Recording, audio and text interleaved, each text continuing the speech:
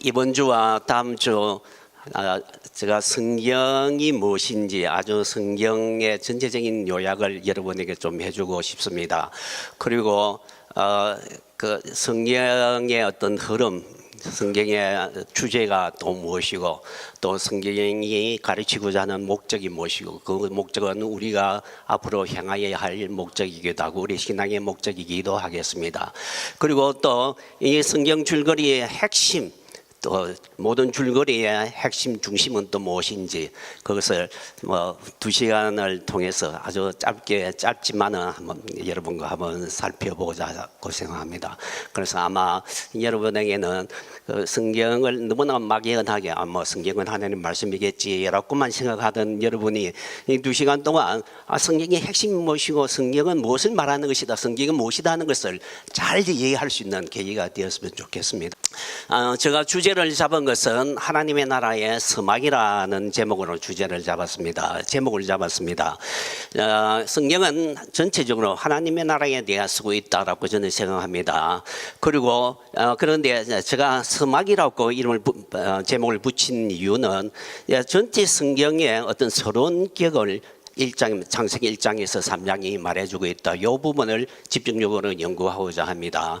그런데 여러분 대하 소설에서도 서론은 앞으로 있을 그 모든 큰 그 내용, 소설의 내용 전체를 요약했고 그 전체의 이 소설이 무엇을 말하고자 하는 그 핵심을 말해주고 있는 거죠. 만약에 연극 같으면 서막이 있죠. 그 영국의 서막에서 앞으로 연극은 전체적으로 내용은 무엇이고 무엇을 말해주고자 하는 기본 아주 중요한 메시지를 이 서막은 밝혀주겠죠.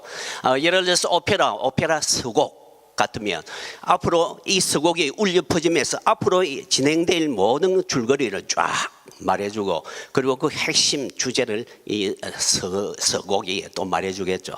성경도 마찬가지라고 생각합니다. 성경 전체의 내용을 아주 요약하고 그리고 앞으로 성경이 무엇을 말해주고자 하는 것을 미리 아주 짧게 요약적으로 말해주고 있는 것, 그 부분이 첫 부분, 제가 말하고자 하는 창세기 1장에서 3장까지다라고 생각되어집니다.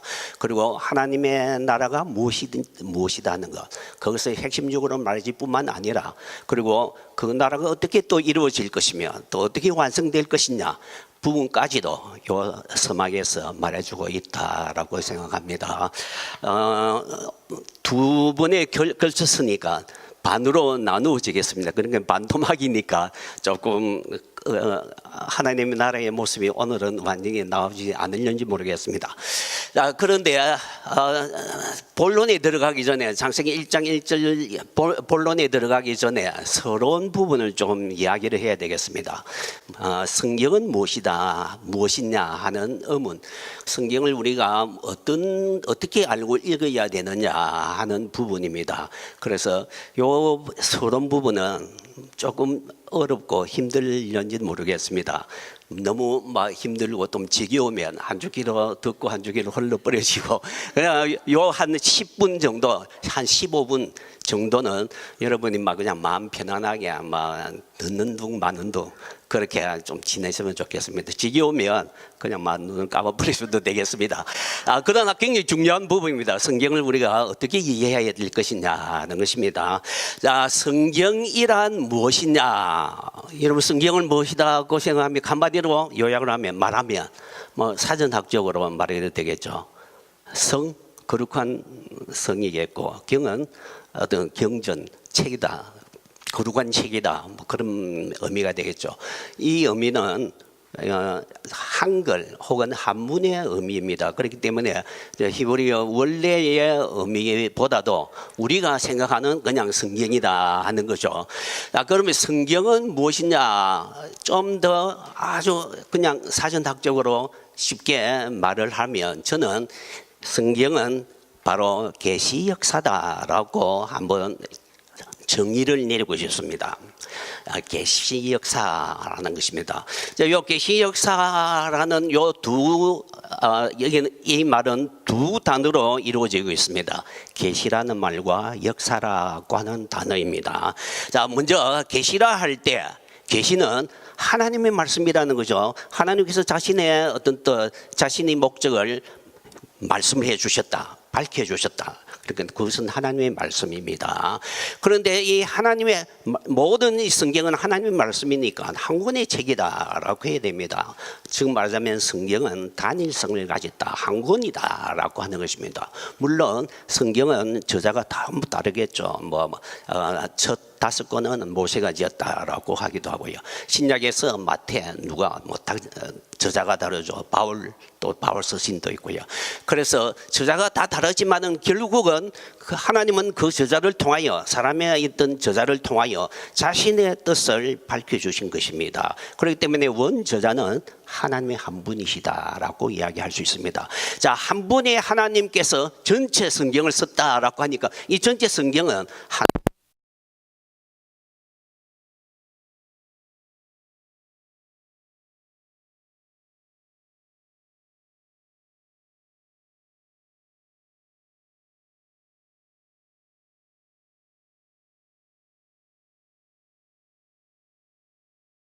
이 역사는 주제를 가지고 흐르고 있습니다. 즉 말하자면 제가 아까 하나님의 나라라고 하는 그 주제가 성경의 중요한 주제되었습니다. 그래서 이 계시는 하나님의 나라가 어떻게 시작하였고 어떻게 이루어져 가며 예수 그리스도를 통하여 어떻게 이루어져 가며 또 어떻게 완성되어 가는가, 그것을 이야기를 해주겠다. 그래서 주제를 가지고 계속해서 연속적으로 흘러가고 있고 그 주제의 끝 목적, 하나님의 나라가 어떻게 완성되는가를 향하여 나아가고 있다 라고 이야기를 할 수 있겠습니다. 그리고 그런데 이 성경이 말하고 있는 역사, 즉 계시의 역사는 어떻게 이해해야 될까? 그냥 역사면 단순한 역사로 이해해도 되는가라는 것입니다. 여러분께서 잘 아시는 옛날에 우리는 한국의 역사, 미국의 역사, 역사책에서 이야기하는 그런 식의 역사로 우리는 이 성경을 그냥 이해하면 되겠느냐 하는 것입니다. 그러나 그렇게 이해하기는 성경은 너무 어떤 의미가 있는 책이고, 그리고 특별히 하나님께서 어떤 자기 백성을 어떻게 구원하시는가 그것을 말해주고 있고, 하나님의 나라가 어떻게 이루어져 가느냐 그 과정을 이야기해주고 있다. 그래서 이 역사는 너무 의미가 있는 역사다. 그래서 단순한 역사로만 보기는 좀 어렵겠다라는 것입니다. 그래서 사람들은 그것을 구속역사라고 부르기 시작해야 했습니다. 그런데 사실은 이 구속역사라고 부르는 요 말은 자유주의 신학자들이 먼저 이야기했습니다. 그러니까 목사님 설교 때 유니온 신학교에서 뉴욕에 있는 유니온 신학교, 자유주의 신학교, 그리고 하나님을 잘 믿지도 않고 예수님도 잘 믿지 않는 그런 학교다라고 했죠. 자유신학자들은 성경의 역사는 진짜 역사가 아니다. 실제로 역사와 너무 다르다. 실제 역사가 전혀 아니다. 예수님이 무리로 걸었다. 예수님 부활하였다. 그게 어떻게 역사이냐는 것입니다. 그래서 실제 예수님의 역사적인 예수님은 따로다. 이 성경이 말하고 있는 예수님은 역사가 아니다. 그럼 어떤 역사이냐? 하나님의 역사이고, 하나님께서 어떻게 자기 백성을 구원하느냐, 구원의 역사, 구속의 역사다. 그래서 영어로 살베이션 히스토리다라고 이름을 붙였습니다. 자, 자유신학자들이 이 성경의 역사는 진짜 역사가 아니고 구속의 역사다라고 이렇게 이름을 붙였는데, 그러면 구속 역사와 세상 역사는 어떤 관계가 있느냐? 어떤 관계가 있느냐 하면 그 사람들이, 자유신학자들이 하는 말입니다. 세상 역사는 따로이고, 이 세상 역사와 완전히 다른 성경의 역사는 구속 역사인데, 하나님의 역사인데, 이 하나님의 역사는 완전 별개이다.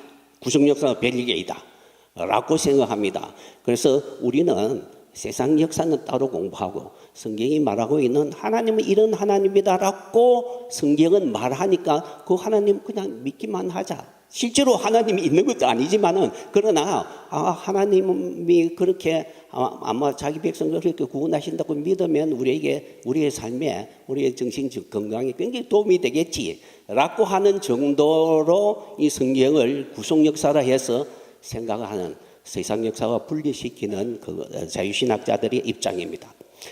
그러면 여기 반해서 어떻게 또 다른 편에 이야기하겠습니까? 아니다. 세상 역사와 구속 역사, 정말 성경의 역사는 하나다. 분리하면 안 된다. 그래서 세상 역사는 구속 역사이고, 그리고 구속 역사는 세상 역사이다. 분리시키지 마라. 라고 말을 하는 것입니다. 그러면 이해 맞습니까? 우리 입장입니까? 맞죠? 맞다고 생각하죠. 그죠? 세상 역사와 구속 역사 분리시키지 마라. 성경이 말하고 있는 그 말하는 역사는 진짜 실제적으로 일어났던 일이지 역사이다. 라고 하면 안 되겠습니까? 그죠? 그러면 여기에도 문제가 있습니다. 세상 역사 이꼴은 구속 역사이고, 구속 역사 이꼴 세상 역사 분리하면 안 된다. 이것도 큰 문제인데, 어떤 문제가 일어나는가 하면 성경이 계시 역사 혹은 구속 역사를 세상 역사책과 꼭 같은 레벨로 만들어 버린다는 문제가 있습니다. 중말하면 세상 역사, 어떤 사람이 한국사를 썼는데 그 한국의 그 역사와 성경에 말하고 있는 역사 무엇이 다르냐 하는 것입니다. 예를 들면 한국의 일제강점기에 하나님께 해방을 주셨다고, 이 하나님이 해방을 우리에게 해방을 주신 것이다. 이것도 구속 역사이다. 괜히 이스라엘 백성들만 이제 출애굽 그 애굽에서 구원해낸 것만 구속 역사이냐? 한국의 해방 이것도 구속 역사이다고 말을 할 수 있다는 것입니다. 그 말을 한다는 것입니다. 그리고 이스라엘 백성들이 이집트에서 해방하였는데, 혹은 바벨론에서 해방하였는데, 그것은 하나님이 주신 해방인데, 오늘날도 우리에게 해방이 필요하다. 그래서 예를 들어서 한국의 50대에 독재 그 정권을 향하여 부르짖고 투쟁을 하여서 어떤 사람이 옥상에서 그 투쟁을 위해서 뛰어내렸습니다. 자, 이 사람 우리들을 해방을 주기 위해서 자신이 희생했다. 정말 또 노동자들을 권익을 위해서, 그 노동자 지주에서부터 착취하는 그 노동자를 위해서 투쟁을 하다가 분신 자살했다. 분신 자살한 이 사람이 우리들을 해방시키기 위해서 희생하였다. 예수만 해방자이냐 구원자이냐, 이 죽은 이 희생한 사람은 또 해방자라는 것입니다. 그래서 50대 한참 데모가 일어날 때 문익환 목사 같은 사람들이 그렇게 말하죠. 나는 많은 예수를 저 길거리에서 본다 했습니다. 데모하는 그런 사람들도 다 해방을 주장하는 사람이고 자기를 희생하고, 그런 사람들도 예수와 무엇이 다르냐. 그래서 소위 말하면 해방신학 같은 것이 나오는 것입니다. 구속 역사와 이 세상 역사를 분리를 안 하니까, 구분을 안 하니까 꼭 같아, 이 꼴이다 라고 하니까 이런 문제가 생기는 것입니다. 그렇게 만들면 안 되겠죠. 그래서 구속 역사와 우리의 입장을 정리해야 되겠습니다. 구속 역사와 세상 역사, 그냥 역사는 구분을 해야 되겠습니다. 분명히 달라야 됩니다. 구분을 해야 됩니다. 그런데 분리를 해버리면 안 됩니다. 구분은 하되 분리하면 안 된다는 것입니다. 왜 구분하면 어떻게 관계가 있느냐 하면, 구속 역사는 세상 역사를 가지고 썼습니다.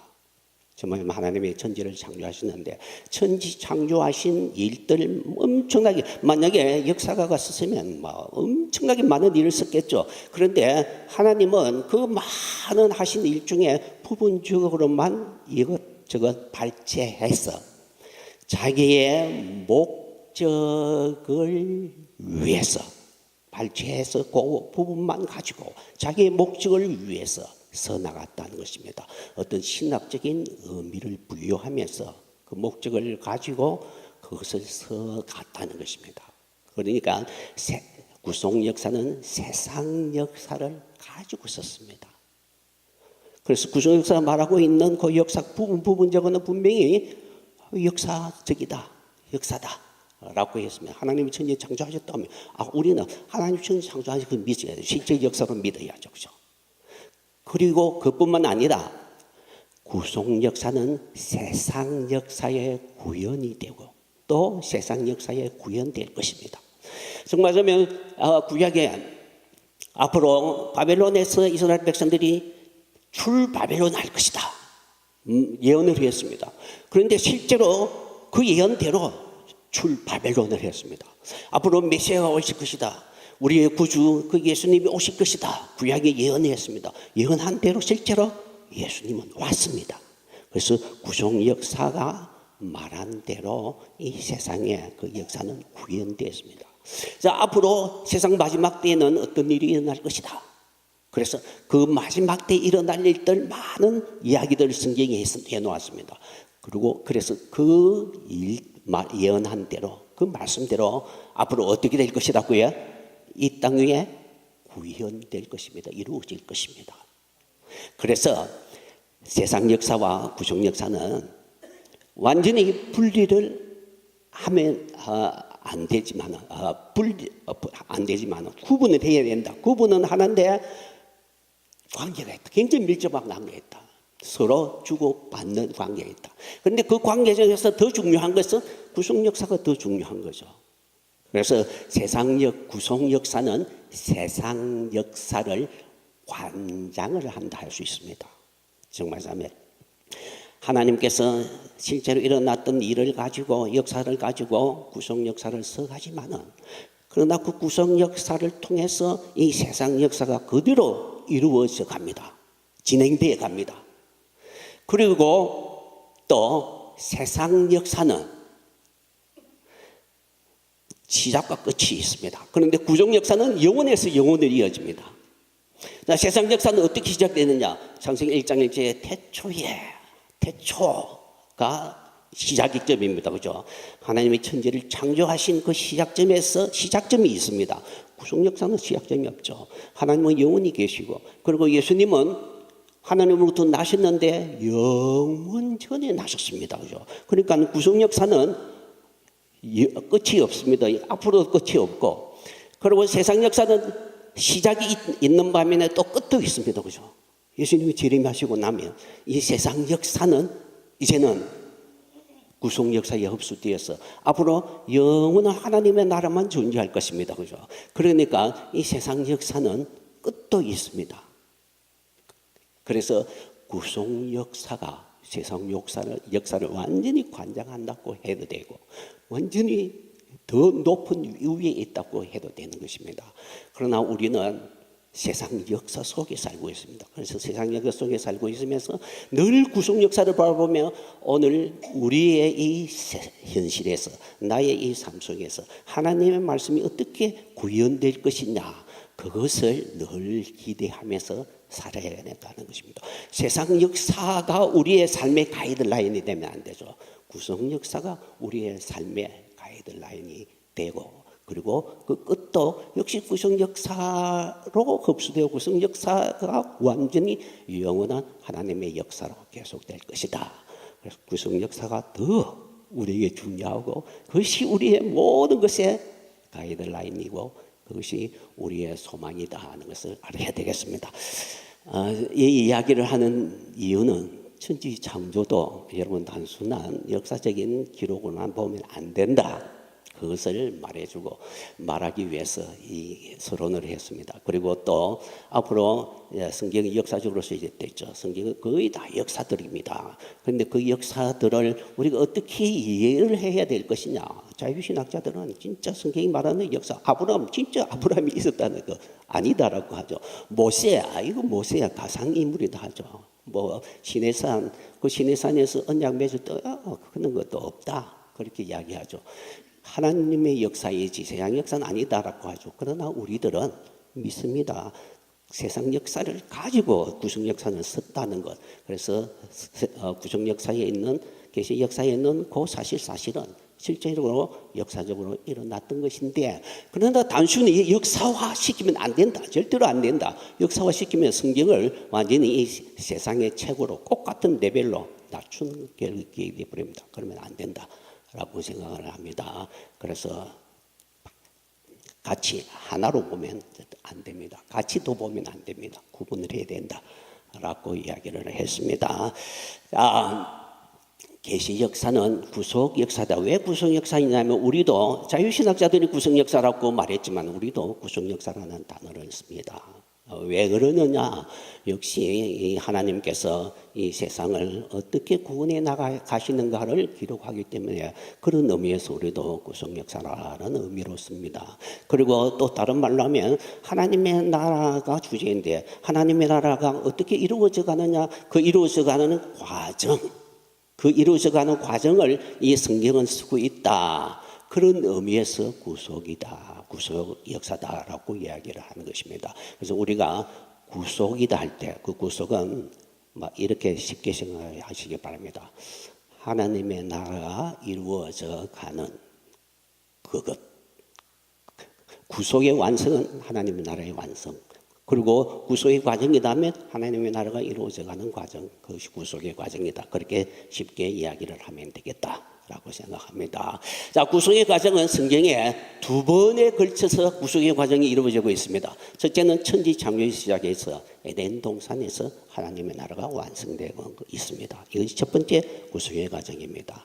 두 번째 구속의 과정은 타락하여서 다시 시작합니다. 그래서 에덴 동산에 쫓겨나오고 그리고 회복을 향하여 나갑니다. 긴 여정을 거쳐서 그 완전한 완성되는 하나님의 나라, 마지막 때에 완성되는 그 하나님의 나라, 그것을 향하여 나아가고 있습니다. 그래서 구속의 과정은 두 번에 걸쳐서 그 과정이 이루어지고 있다라고 이야기하는데, 그런데 우리는 너무나 이렇게 길게 느껴지지만은 타락하여서 마지막 하나님의 나라를 향하여 나아가는 그 과정 속에 우리가 있습니다. 그리고 이 여기에서 우리가 온갖 문제들이 발생하고 있습니다. 그런데 혼란스럽지만은 여러분, 두 번째 이 구속의 과정을 이해하기 위해서 첫 번째 그 구속의 과정을 완벽하게 파악을 해야 됩니다. 첫 번째 서막이 되었습니다. 이 서막을 이해하지 못하고 두 번째 본론에 이 모든 밑에 깔리는 것, 그 복잡한 이야기들, 그것들을 우리가 어떻게 다 이해를 합니까? 그래서 두 번째 것을 이해하기 위하여, 즉 말하자면 하나님의 나라가 어떻게 완성되어 가느냐, 하나님의 나라는 무엇이고 그 완성의 그 하나님의 나라의 목적은 무엇이냐, 그것을 이해하기 위해서 첫 번째 요 서론 깨게 첫 번째 구속의 과정, 요것을 확실히 이해해야 됩니다.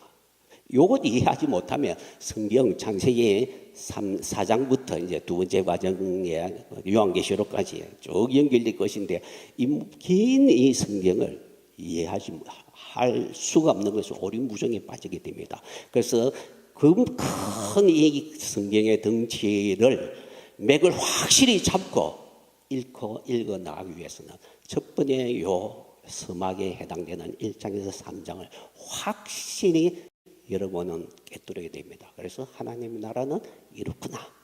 그 하나님의 나라 완성을 향하여 이 긴 여정은 저렇게 나아가고 있는 중이다 하는 것을 여러분은 확실히 잡을 수 있습니다. 첫 번째 것이 모르고 두 번째 건 도저히 모르는 거죠. 알 수가 없는 거죠. 그래서 다음 두 번에 걸쳐서 강의하는 요 과정들을 여러분 통해서 꼭 이 첫 번째 구속의 과정을 완파를 하시기 바랍니다. 시간이 많이 지나갔는데요. 자, 먼저 창조에서의 구속 역사, 하나님 나라를 향해 가는 중에 두 토막으로 나뉘어지겠습니다. 오늘은 창조에서의 구속의 과정을 이야기하겠습니다. 자, 창조 기사는 7로 구성되고 있습니다. 혹은 7일로 구성되어 있죠. 첫째 날에서 일곱째 날까지로 구성되어 있습니다. 자, 이 7일의 일에 대한 이해, 어떻게 이해할까? 7일을 어떤 사람은 사역의 구도로 이해하는 사람이 있습니다. 즉 말하자면 하나님이 첫째 날은 무엇을 만들었다, 둘째 날은 무엇을 만들었다, 무엇을 만들었다라고 하는 그것을 위해서 이 7일이라는 그 구도가 여기 사용됐다라고 하는 것입니다. 자, 그러면 여기에 단순하게 하나님이 무엇을 무엇을 것을 보여주기 위해서 7일의 구도로 이해하면 어려운 점이 있습니다. 첫째는 유에서 무의 창조가 되지 않습니다. 왜냐하면 7일 이전에도 하나님은 창조 행위가 있었거든요. 그 다음에 두 번째는 이 기소의 목적이 나타나지 않는 것입니다. 왜 7일이 사용되었느냐? 왜 그 목적이 무엇이냐? 이 창조 기사의 목적이 무엇이냐? 목적을 도대체 알 수가 없는 것입니다. 그래서 사역의 구도로 이해하면 안 된다. 자, 어떻게 이해해야 되냐? 구속의 구도로 이해해야 된다라고 하는 것입니다. 7이라는 숫자는 하나님께서 늘 자주 사용하시는 숫자입니다. 여러분, 안식일 7일이 되죠. 7일의 마지막 안식일입니다. 또 안식년이 있습니다. 7년, 6년 다음에 7년째는 안식년이죠. 흰년이 있습니다. 흰년은 안식년의 7번 다음 해가 50년째가 흰년입니다. 여러분 굉장히 중요한 성경 구절이 하나 있는데 다니엘서 9장 24절에서 27절까지가 있습니다. 거기 굉장히 중요한 그 구절은 7이라는 7의 숫자를 가지고 세상 역사, 종말까지의 세상 역사를 쓰고 있는 것입니다. 유대인들도 자주 7로 세상의 역사를 쓰는 그런 책들이 있습니다. 예를 들면 흰연서라든지 다른 책들이 그리고 7을 가지고 하나님의 숫자다라고 해서 역사를 쓰는 것들이 많이 있습니다. 그래서 이 7은 특별히 이런 안식년과 같은 흰년과 같은 이런 하나님께서 사용하시는 어떤 목적이 있는 숫자이다라는 것을 알아야 됩니다. 그래서 우리들은 이 7일을 하나님 사용하시면서 하나님의 나라가 어떻게 이루어져 가느냐 그 과정을 이 7일 동안에 이야기를 해주고 있다라고 이야기하겠습니다. 자, 창조기사는 창조 구속의 이전과 구속의 기간 7일간의 구간으로 이 두 구간이 나누어져 있습니다. 창조 이전은 구속 이전은 구속을 위한 준비의 과정이다라고 하겠습니다. 아직 7일이 시작되기 전이니까 제가 구속 이전이다라고 하는 것입니다. 7일 첫째 날부터 구속이 이제 시작된다는 거죠. 그래서 창세기 1장 1절에서 2절까지다라고 이야기를 할 수 있겠습니다. 자, 1장 1절에 보면 태초에 하나님이 천지를 창조하시니라라고 이야기를 하고 있습니다. 여기 태초 시작입니다. 이 세상 역사의 시작이 되겠고 또 하나님께서 창조하신 그 시작점이 되겠습니다. 자, 천지를 창조하셨다. 천지를 창조하겠다는 것은 하늘과 땅을 창조하겠다는 거죠. 그런데 어떤 사람들은 1장 1절을 단순하게 그냥 선언으로만 보는 사람이 있습니다.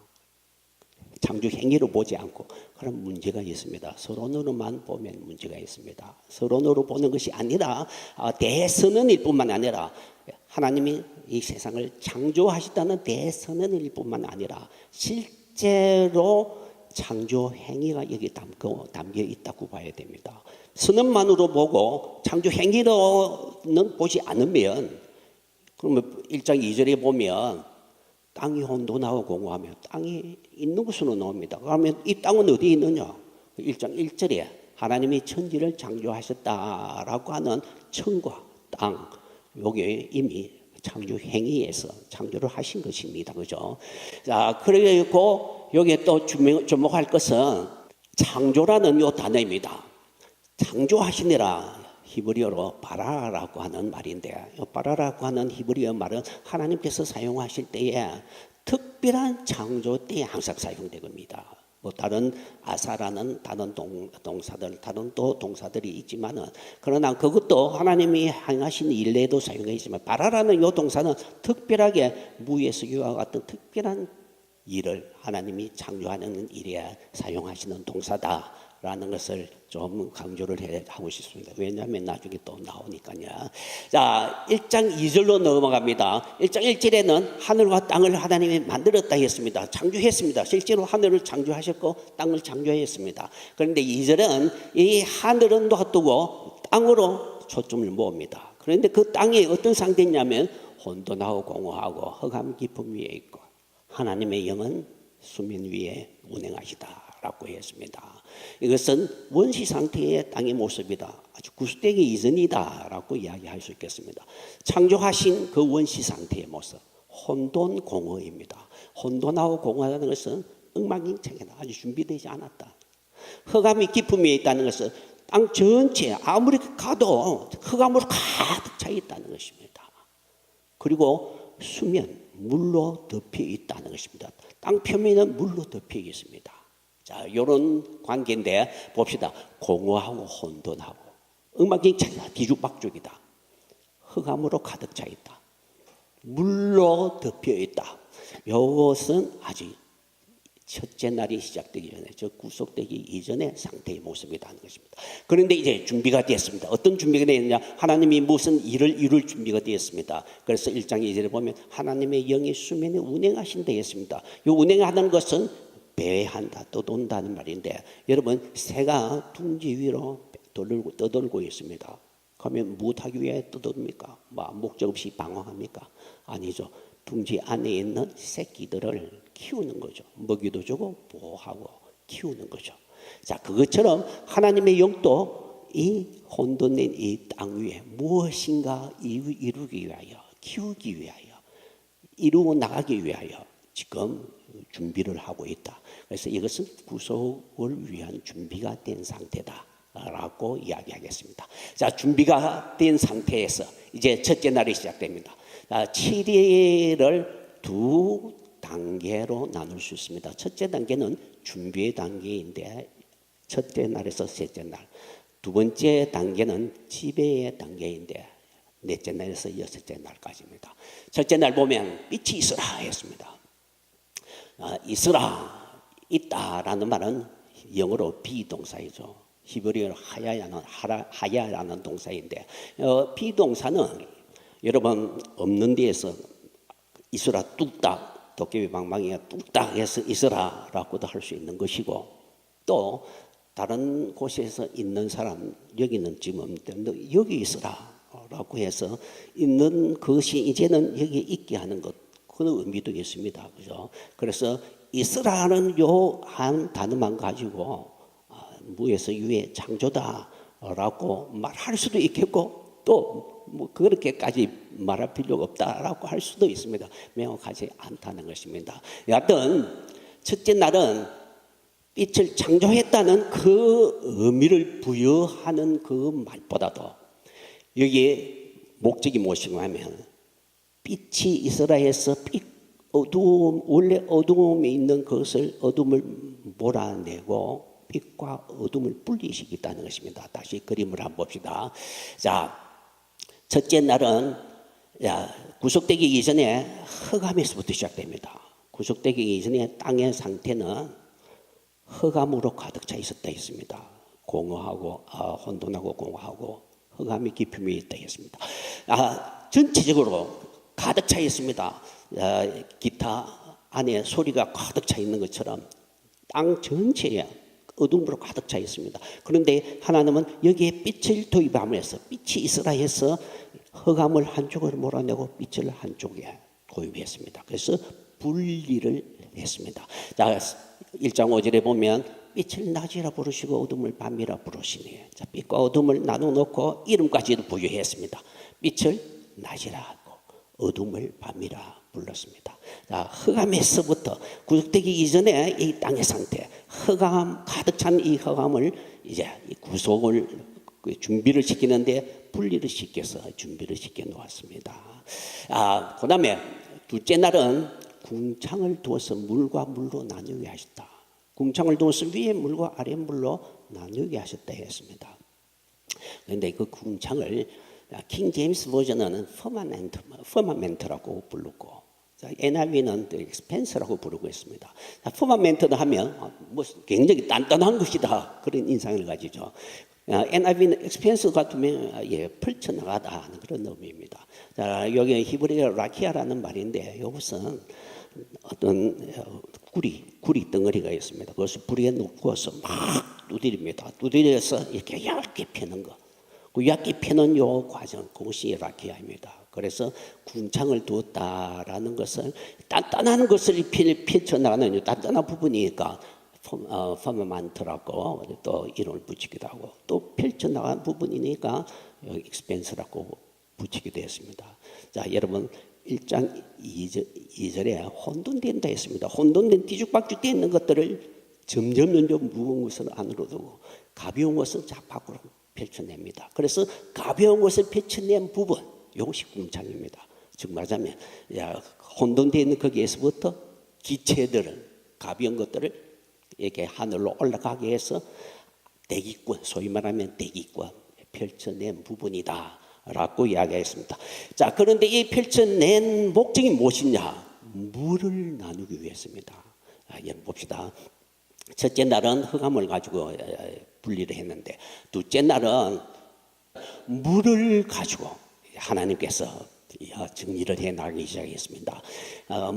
궁창을 두어서 윗물과 아랫물로 나누게 하셨다라고 하는 것입니다.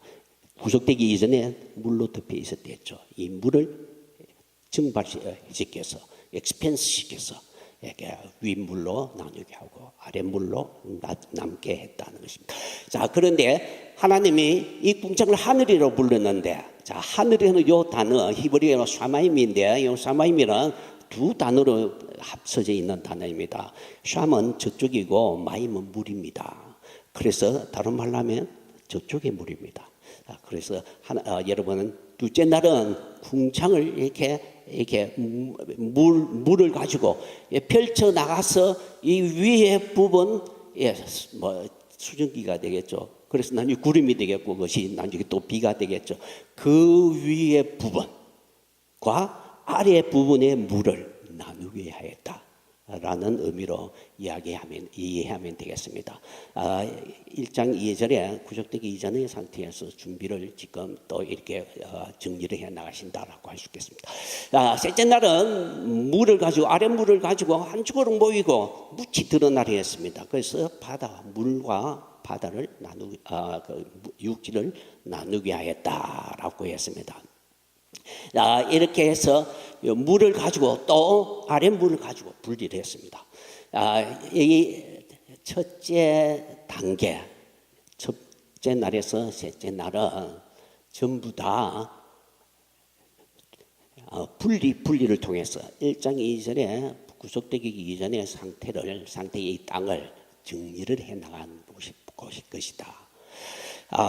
그리고 넷째 날부터는 정리해 놓은 여기에 무엇인가 의미를 부여하는 그런 단계가 되겠습니다.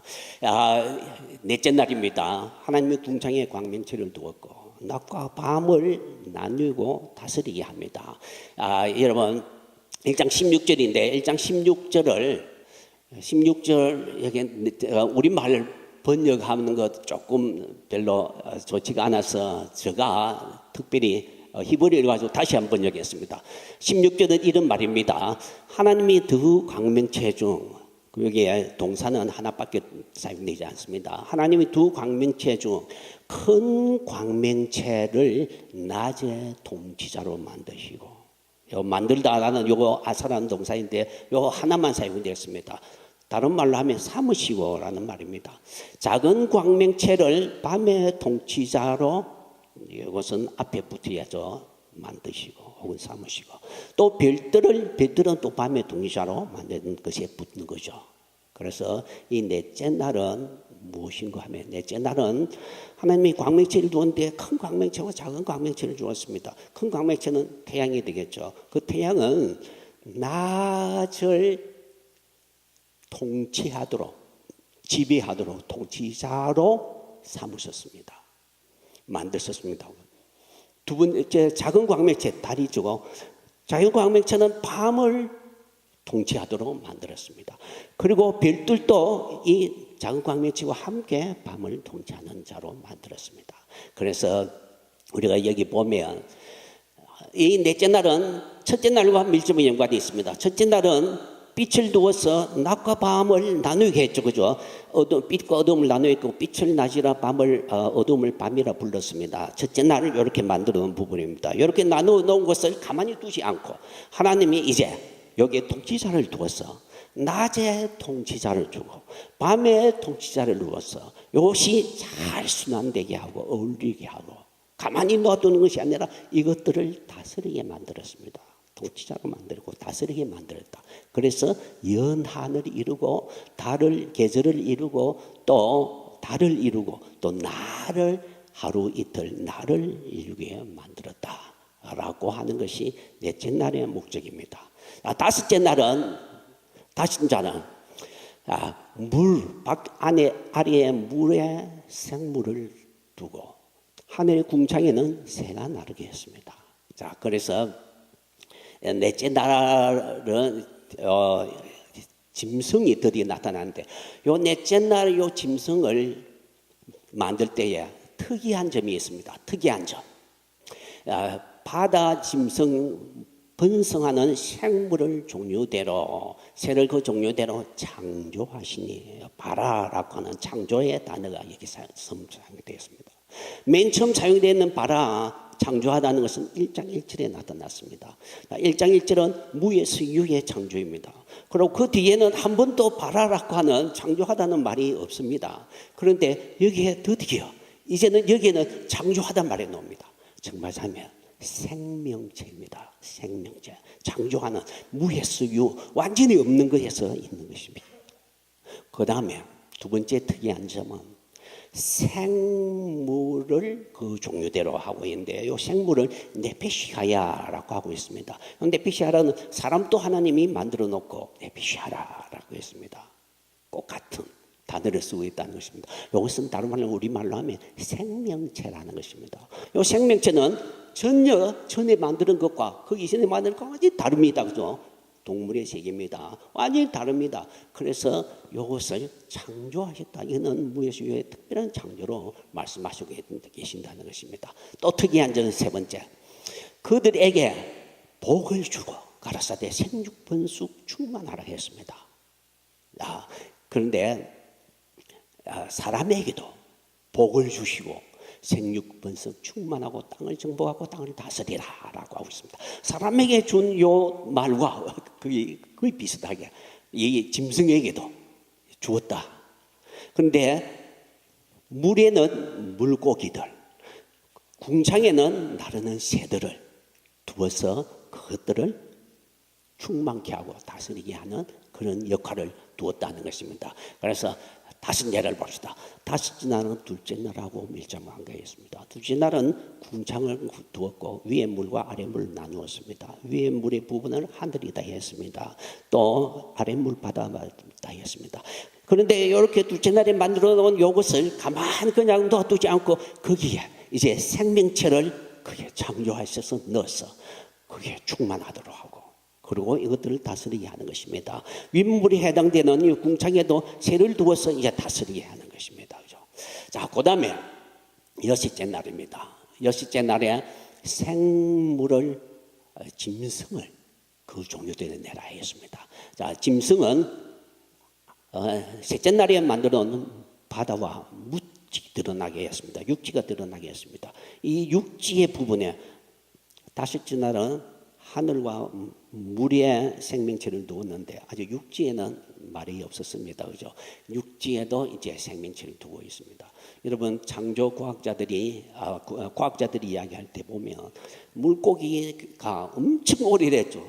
포유 동물보다도 땅 위에 있는 동물보다 새도 땅의 짐승보다도 훨씬 오래전에부터 있은 것으로 이야기합니다. 그죠? 그러니까 포유동물 등뼈 가지고 있는 이 짐승, 땅 위의 짐승들은 물고기와 하늘의 새보다도 훨씬 뒤에 만들어졌다라는 것도 성경을 통해서도 증명이 되는 거죠. 짐승을 창조했습니다. 자, 이 짐승을 왜 무엇을 하기 위하여? 앞에 육지라고 무치라는 것을 만들어 놨는데 이것들을 다스리고 충만케 하기 위하여 하나님이 짐승을 창조했다라고 이야기하겠습니다. 첫째 날에서 셋째 날까지는 준비의 과정이었습니다. 준비를 해놓고 넷째 날에서 여섯째 날까지는 앞에 준비해 놓은 것들을 다스리고 충만케 하고 다스리게 하는 역할을 하는 것들을 거기에 두었다라고 하겠습니다. 자, 그런데 이 모든 여섯째 날은 준비이고 그 다음에 다스리는 자, 인간을 하나님의 사람을 창조하게 됩니다. 창조하는 때에 특이한 점이 여러 개 있습니다. 첫째로 특이한 점은 봐라, 창조하다라는 말이 사용되고 있다는 것입니다. 1장 27절에 보면 우리 지금 개역 성경에 보면 하나님이 창조하시되 두 번만 나타납니다. 그런데 히브리어에 보면 1장 27절 여기에 사람을 창조할 때는 창조라는 요 바라라는 단어가 3번이나 나옵니다. 그걸 히브리어로 다시 제가 번역해 보겠습니다. 하나님이 자기의 형상대로 사람을 창조하시되요 바라라는 동사입니다. 하나님의 형상대로 그를 창조하셨고, 사람 그를 창조하셨고, 또 남자와 여자 그들을 창조하시니라. 창조 바라라는 동사 3번이나 나왔습니다. 천지 창조할 때 바라, 특별한 창조이죠. 짐승들을 새와 물고기 창조할 때에 생명체다 했고 굉장히 특별하게 창조했습니다. 그래서 무에서교회 같은 엄청난 큰 특별한 창조 바라가 한 번 사용되었습니다. 이렇게 한 번씩 사용이 되었죠. 그런데 사람을 창조할 때는 이 특별한 단어를 3번이나 연급해 한 문장에 3번이나 넣도록 특별하게 창조하셨다라고 하는 것입니다. 그만큼 하나님이 사람을 창조하실 때 특별한 것으로 여겼다는 것입니다. 자, 두 번째는 형상을 따라 형상대로 창조하셨다라고 하는 것입니다. 하나님의 형상입니다. 하나님의 형상이란 하나님을 닮았다, 혹은 하나님 부류에 속한 자다라고 이야기하겠습니다. 2장 7절에 보면 하나님이 흙을 모아서 육체를 만들고 자기의 숨을 불어넣어서 사람을 만들었습니다. 그래서 내빛이 하야가 되었다라고 이야기하고 있습니다. 이 사람은 땅에 속하는 흙도 가지고 하나님의 숨, 하나님의 영도 가진 사람입니다. 그리고 하나님께서 자기의 형상이다라고 불렀습니다. 그러니까 자기와 같은 부류로 여기신다는 것입니다. 왜 이 사람을 특별하게 이 하나님 형상으로 만들었냐 하면 특별한 지위를 부여하기 위해서입니다. 어떤 특별한 지위냐? 앞에 것보다도 우위적인 지위를 가지게 한 목적은 다스리게 하기 위해서입니다. 하나님이 사람을 창조하는 목적은 1장 26절에 보면 이 모든 앞에 만들어 놓은 것, 물고기, 새, 가축들을 이것들을 다 다스리게 하자. 자, 1장 28절에 보면 생육 번성 땅에 충만하고 정복하라, 그리고 그것들을 다스리라 라고 하고 있습니다.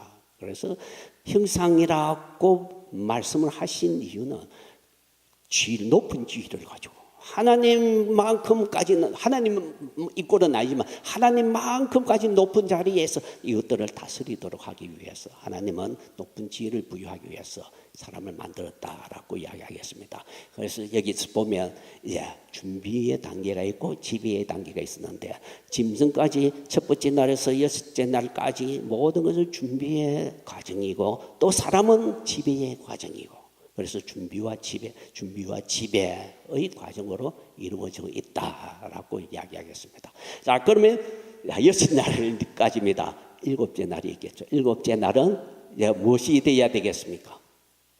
하나님이 이제 나오시는 오른쪽에 이제 나와야 되겠죠. 하나님의 안식인데 마지막 단계입니다. 이 마지막 단계 보면 2장 1절에 보면 천지 만물이 다 이루었다 했습니다. 하나님이 만물을 창조하시는 것들이 이루어졌습니다.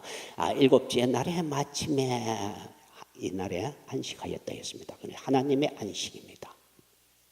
2장 3절에 하나님이 안식하시니라 라고 했습니다.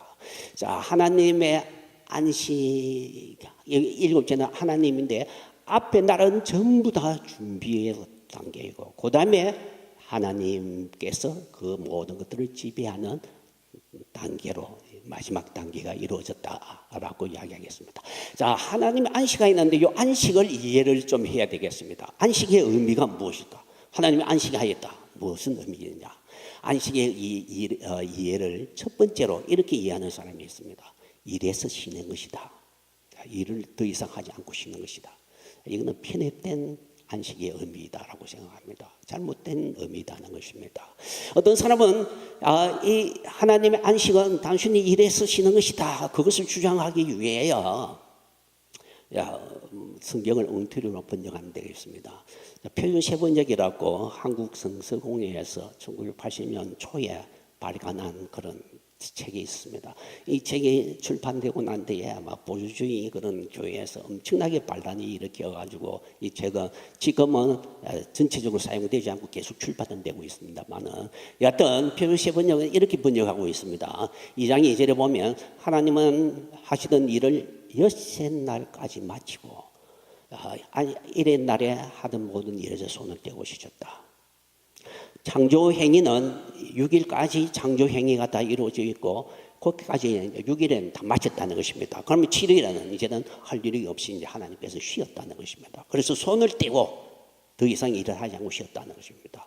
그런데 히브리어는 그렇지 않습니다. 히브리어는 2장 2절이죠. 2장 2절 보면 하나님이 지으시는 일곱째 날에 이를 때 마치니 일곱째 나무로 일곱째 날에 안식하리라 했습니다. 여기 보면 2장 2절에 보면 여섯째 날이 하죠. 저기는 일곱째 날인데 히브리어는 일곱째 날인데 인위적으로 여섯째 날이라고 했습니다. 왜냐하면 창조 행위에서부터 시키는 것으로 그렇게 억지로 해석을 하기 위해서 안식의 의미가 특별한 의미가 있다라고 생각하지 말아라는 것을 강조하기 위하여 이렇게 번역을 하고 있습니다. 손을 떼고 쉬었다는 말도 없습니다. 그냥 하나님 안식하였다. 손도 없습니다. 히브리어는. 그런데 여기 손을 떼고 이 말은 일을 하지 않고 쉬었다는 것을 강조하기 위해서입니다.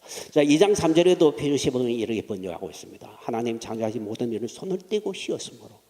여러분 2장 3절을 봅시다. 그걸 보면 손을 떼고 손을 떼고 뭐 말이 없습니다. 그냥 마치시고 안식하였다 했습니다. 그래서 이것은 편협된 안식일이다라고 안식의 개념이다 라고 이야기했습니다. 자, 그러면 하나님만이 안식하였느냐? 만약에 일을 하는 데에서부터 쉬는 것 같으면 그것이 안식이다라면 하나님만이 안식을 누려야 됩니다. 왜냐하면 창조는 하나님만이 하였기 때문에 사람이 창조의 행위에 관여한 것은 없습니다. 자, 그런데 하나님만이 안식이라고 할 수 없습니다. 2장 3절에 보면 하나님은 그날을 복주사 거룩하게 하시고 일곱째 날에 복주사 거룩하게 했고 그리고 하나님 안식하였다 했습니다. 자, 그날을 복주었다 했는데 하나님을 위해서 그날을 복줄 필요가 있느냐? 하나님 복 받을 필요가 있느냐는 것입니다. 아닙니다. 하나님은 복의 근원입니다. 그래서 복 주었다는 것은 다른 것도 참여를 하니까 복이 줄 필요가 있는 것입니다. 거룩하게 했을 때 하나님 자신이 거룩한데 그날을 하나님을 위해서 거룩하게 할 필요가 없습니다. 그래서 무엇인가 참여를 해야 되기 때문에 그 참여하는 것을 위해서 거룩하게 할 필요가 있는 것입니다. 자, 그리고 성경에는 안식일에 대해서 많이 이야기하는데 안식일이 전부 다 하나님의 안식일이 되었습니다. 여러분 십계명 출애굽기 20장 10절에 보면 제7일은 여호와의 안식일입니다. 여호와께서 안식하였습니다. 그런데 여호와만 안식하느냐? 아닙니다. 너 아들, 딸 그리고 육축까지도 짐승까지도 아무 일도 하지 말라. 안식에 참여하라는 것입니다. 자, 왜 모든 너도 짐승까지도 안식에 참여해야 되느냐? 하나님의 안식에 참여해야 되느냐? 그 이유는 봐라. 천지창조의 일곱째 날에 하나님 안식하였다 하지 않았느냐? 그날을 복되고 복주고 거룩하게 했느냐? 왜 하나님이 자기가 안식하는데 복주고 거룩하게 했느냐? 너희들도 참여해야 되기 때문에 내가 그날 복주고 거룩하게 했다. 그러므로 안식일은 너희들 다 참여해야 된다라는 것입니다.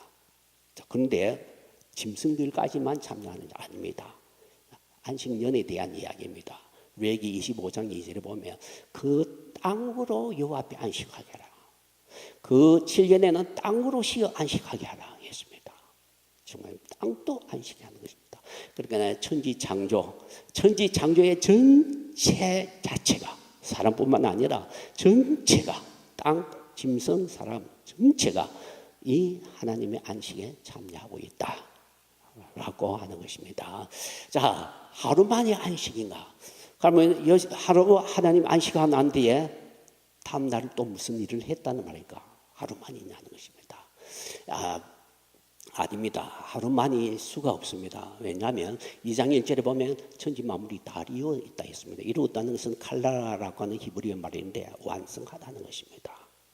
2장 1절에 보면 일곱째 날에 마치니 일곱째 날에 마쳤습니다. 여섯째 날에 마친 것이 아니라 이때도 갈라와 완성하였으니 일곱째 날까지 이 천지창조의 일은 완성이 되는 것입니다. 다 완성했습니다.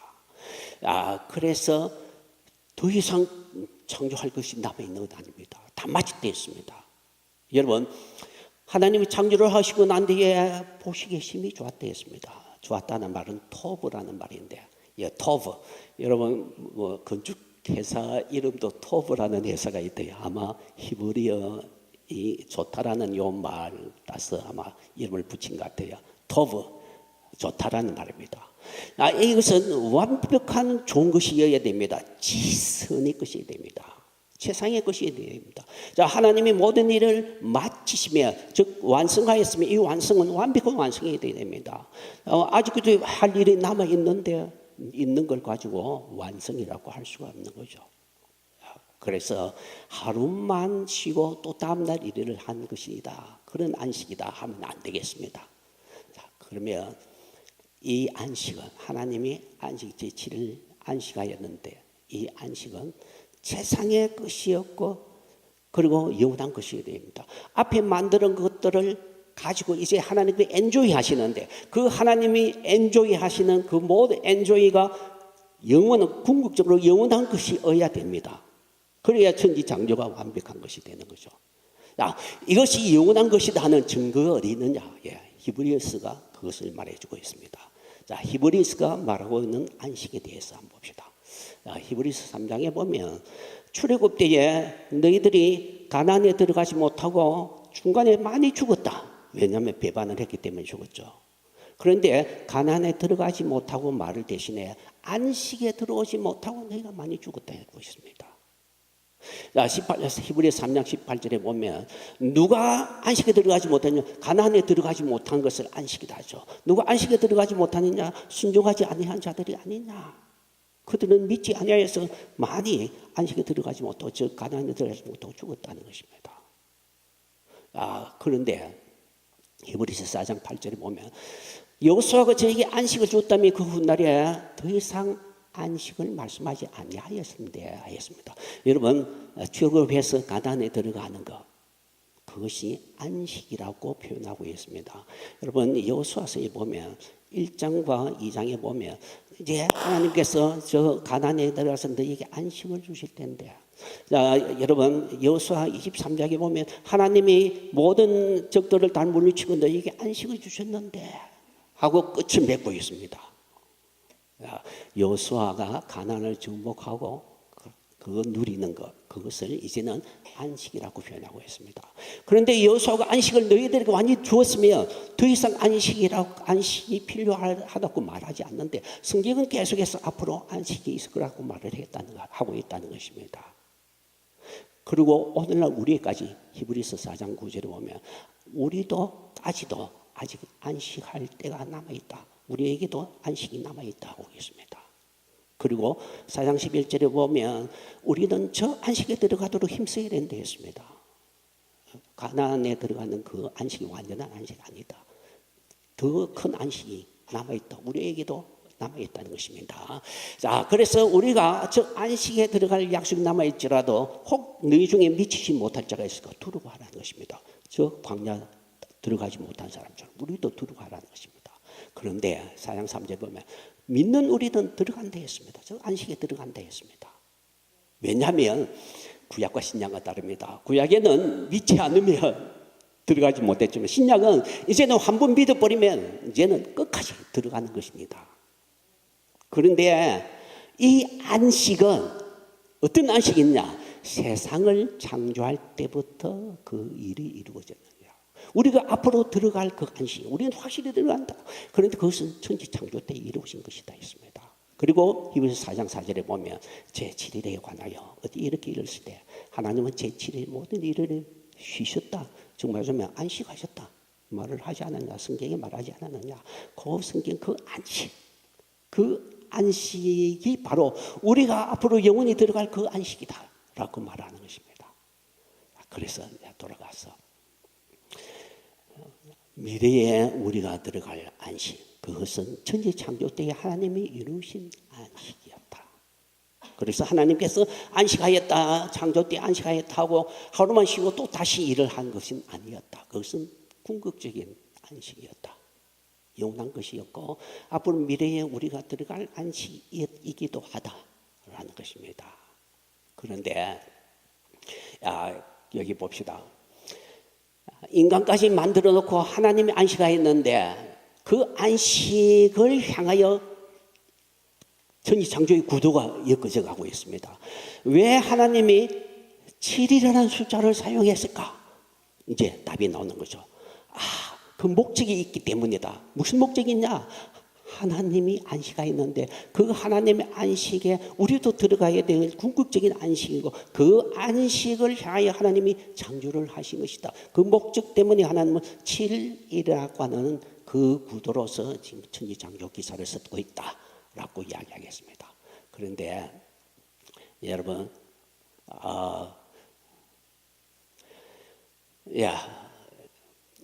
아까 준비의 단계가 있었고 지배의 단계가 있었습니다. 이 질서로 창조는 이루어지고 있습니다. 앞에 6째 날까지는 준비이고 사람을 인간을 창조하시고 그것을 지배하도록 통치하도록 두었다 했습니다. 준비와 통치가 이루어졌습니다.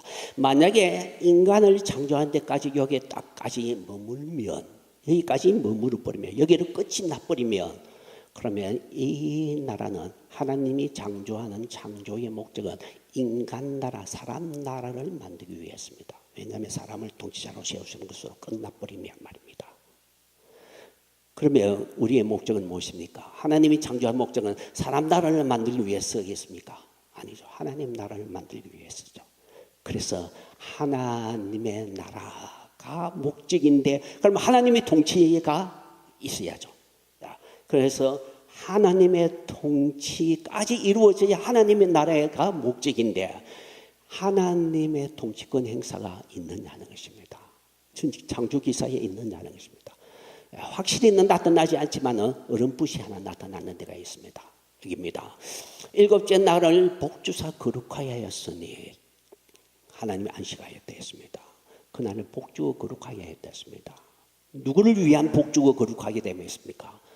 아까 출애굽기에 보면 그 7째 날에 하나님이 7째 날 안식하게 복주고 거룩하게 하신 이유는 우리들에게 다 참여하도록 짐승들까지 참여하도록 땅까지 참여하도록 그날을 복주고 거룩하게 했다라고 했습니다. 자, 이것은 거룩하게 한 것. 이것은 왕이 주는 복지국가입니다. 나라의 목적이다 하면 나라는 세 가지 요소가 있어요. 땅에 있어야 되고 사람이 있어야 되고 백성이 있어야 되고 통치자가 있어야 됩니다. 그런데 이것만 있으면 그러면 나라가 다 완성되느냐, 완전한 나라를 할 수 있느냐? 아닙니다. 복지국가가 이루어져야 됩니다. 그 복지국가는 누가 주느냐? 왕이 줘야 됩니다. 고대국가는 왕이 줘야 됩니다. 자, 오늘날 북한 그 나라 할 때 완벽한 나라를 할 수 있느냐? 복지국가가 이루어지지 않을 때 통치자가 그들에게 전쟁이 없는 평화 그리고 풍족한 풍요로움을 주는 복지국가가 이루어지지 못할 때 그 통치자가 옳은 통치자이냐 옳은 올바른 나라가 되는 것입니다. 하나님의 나라의 목적도 복지국가를 이루는 것입니다. 그 복지국가의 모습이 복입니다. 복 주시고 그 복이라고 할 때에 전쟁이 없는 평화 그리고 풍요로움입니다. 풍성한 소산입니다. 그리고 그 나라는 근본적으로 하나님의 나라이기 때문에 거룩한 나라입니다. 자, 앞으로 여러분 성경을 읽어 나갈 때 여러 언약이 나오는데 특히 모세의 언약이 나옵니다. 모세의 언약의 마지막 목적이 뭐냐? 그들이 복 받기 위해서입니다. 복. 누가 주는지 하나님이 주는 복입니다. 그 복은 어떤 복이냐? 전쟁이 없는 평화와 풍요로움입니다. 풍족한 소산, 즉 복지국가입니다. 앞으로 계속 성경은 이 복지국가를 향하여 나아가고 있는 것입니다. 무조건 나라다, 통치자만 있다, 그건 아닙니다. 그건 목적이 아닙니다. 복지국가가 목적입니다. 그래서 여기에 복지국가가 하나 나오고 그 다음에 그것은 바로 안식이라는 다른 표현으로, 성경은 다른 표현을 하고 있습니다. 이것은 지금 시간이 없으므로 넘어가도록 하겠습니다. 그런데 이 복지국가의 형태, 안식의 모습, 하나님이 통치하시고 통치가 확실히 드러나고 그 통치자가 주는 복지국가, 전쟁이 없는 평화와 풍족한 소산, 요 복지국가의 모습, 창조의 목적인데 창조의 목적의 그 모습은 에덴 동산에서 볼 수 있습니다. 다음 시간에 우리가 다음 주에 에덴 동산에서 복지국가의 모습 보아야 되겠습니다. 거기에서 봐야 될 것은 거기에 하나님의 나라가 어떻게 이루어지느냐, 지금 하나님의 통치권이 어떻게 확보되느냐 관건입니다. 하나님 사람까지 만드시고 난 뒤에 통치권자를 두었습니다. 통치권자를 두고 사람까지 만들었는데 하나님의 통치권이 이루어짐으로 해서 하나님의 나라가 완성되어야 됩니다. 그래서 에덴 동산에서 봐야 될 것은 하나님의 통치권이 어떻게 이루어지느냐, 어떻게 복지국가가 이루어지느냐, 복지국가의 모습, 그 모습들을 그 에덴 동산에서 보고 그 다음에 그 뒤에 바탕에 타락 이후에 다시 완성되는 현재 우리가 속해 있는 이 하나님 나라의 구속의 과정들을 쭉 다시 이해할 수 있도록 그렇게 다음 시간에 살펴보도록 하겠습니다.